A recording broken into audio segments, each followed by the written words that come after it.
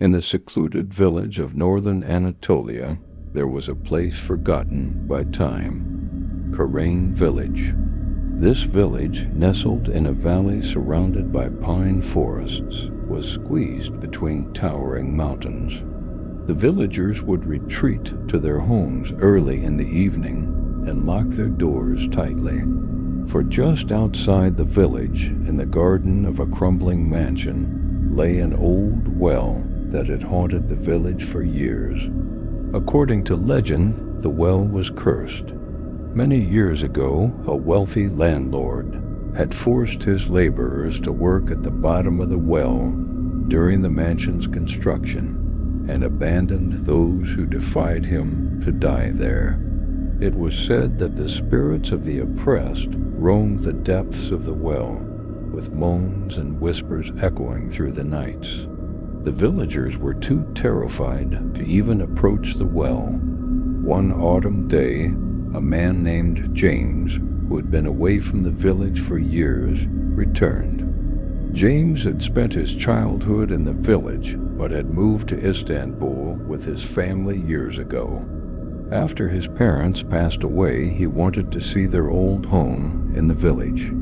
However, the villagers seemed uneasy about James's visit, especially the elders who warned him not to go near the mansion. "James, my son," said elderly Grace, the oldest in the village, leaning on her cane, "do not step into that mansion's garden.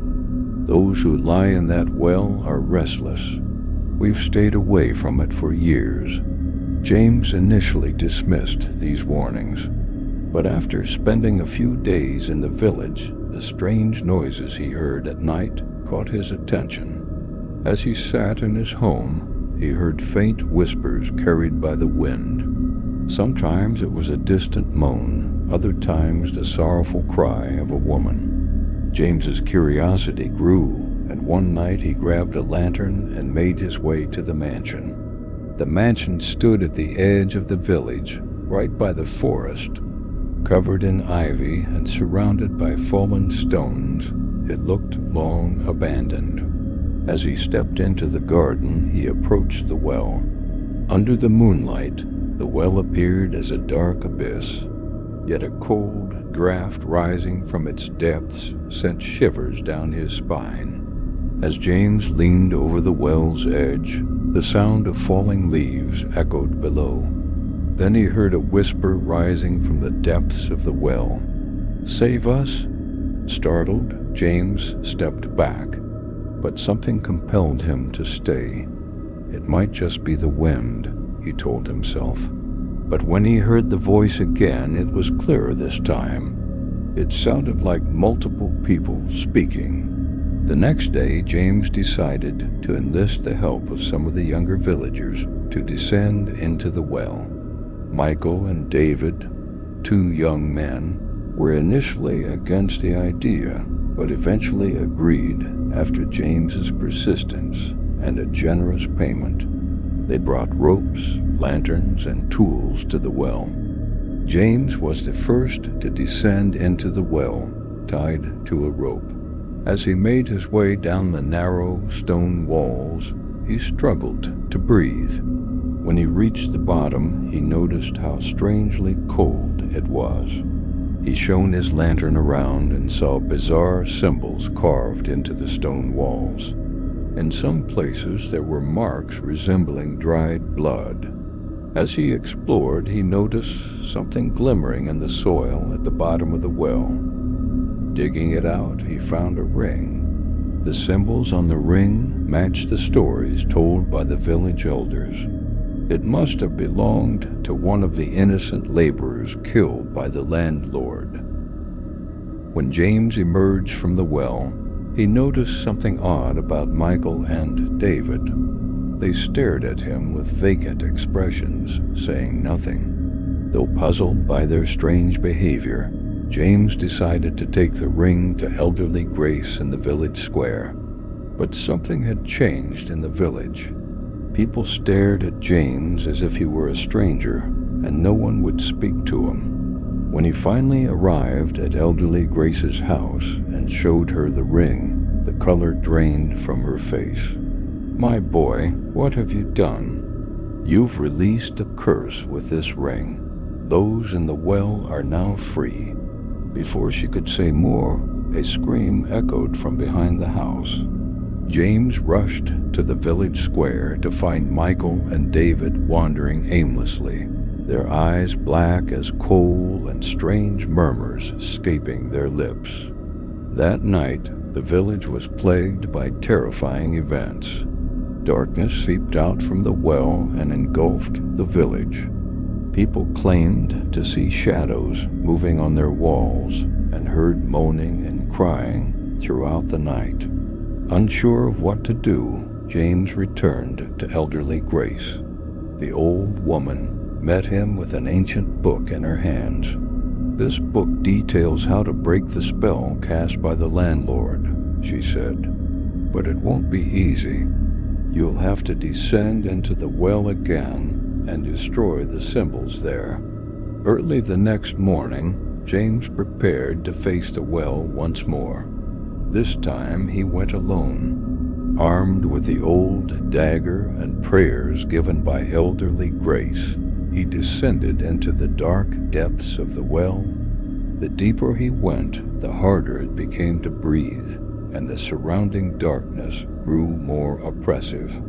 As he began to carve away the symbols with the dagger, the whispers and moans around him grew louder.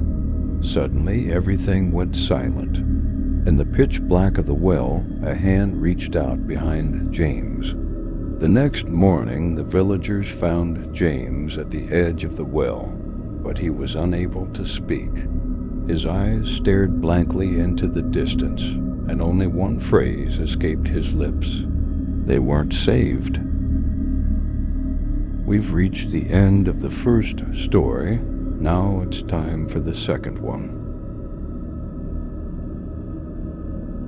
Emma had recently moved into an old house she inherited from her grandparents, located in an isolated village outside the city. The house's eerie atmosphere and history didn't scare her. Instead, she saw it as a peaceful retreat. However, strange things began to happen after a few weeks. One stormy November night, Emma found herself alone in the house. The power had gone out hours ago, and the dark house felt like a void echoing with the rain and wind.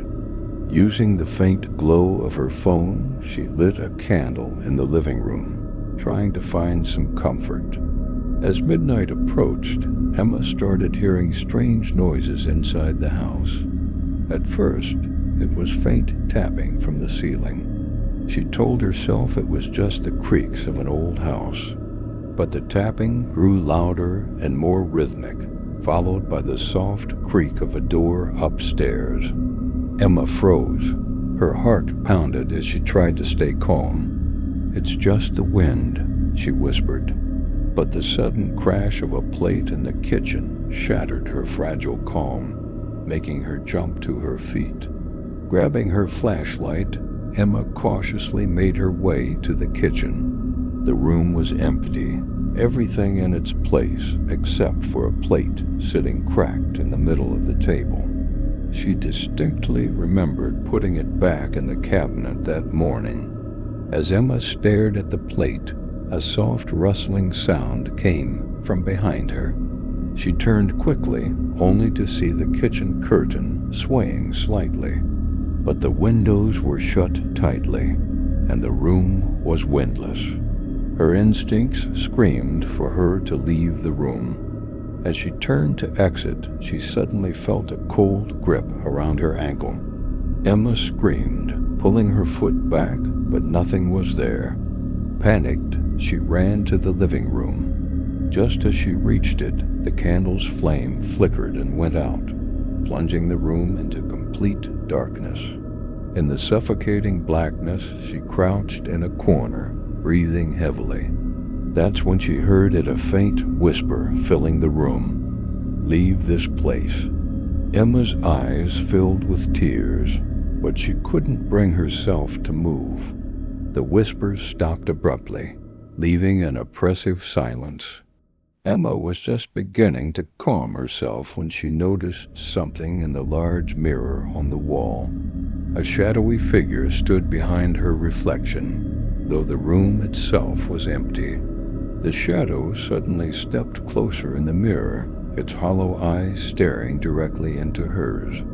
Emma bolted for the front door, tugging at the handle, but it wouldn't budge. The whispers returned, louder this time, and the air around her grew ice cold. Emma desperately prayed for help. Suddenly, the door unlocked on its own. Without a second thought, she dashed outside, barefoot in the pouring rain. She ran to her neighbor's house, banging frantically on the door until it opened. An elderly couple, William and Grace, let her in. Trembling, Emma recounted what had happened. William's face darkened as he listened. "That house was never meant to be lived in," he said gravely. "It's cursed. A tragedy befell the family that once lived there. Their souls never left." Emma never returned to the house. She left everything behind and moved back to the city. But even now, on stormy nights, she swore she could still hear the same whisper echoing in the darkness. "Leave this place.